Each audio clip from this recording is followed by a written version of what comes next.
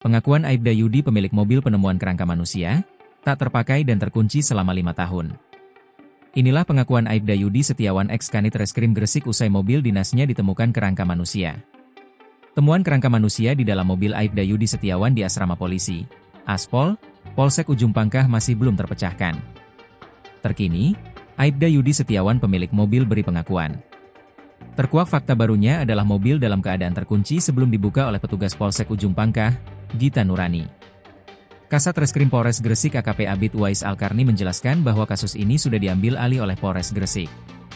Selain itu, pihaknya telah memeriksa 20 saksi, termasuk pemilik mobil Aibda Yudi Setiawan, anggota Polsek Ujung Pangkah serta masyarakat sekitar Polsek.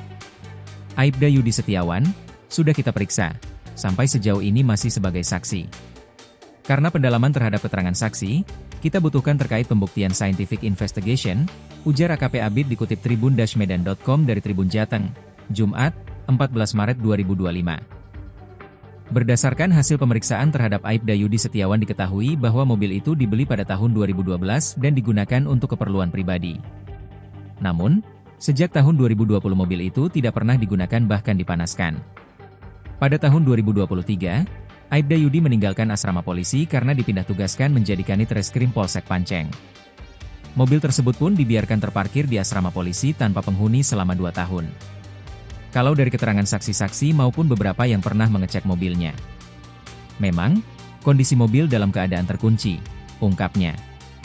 AKP Abid mengaku belum dapat memberikan penjelasan terkait hal itu. Saat ini, pihaknya masih terus melakukan penyelidikan terhadap kasus tersebut.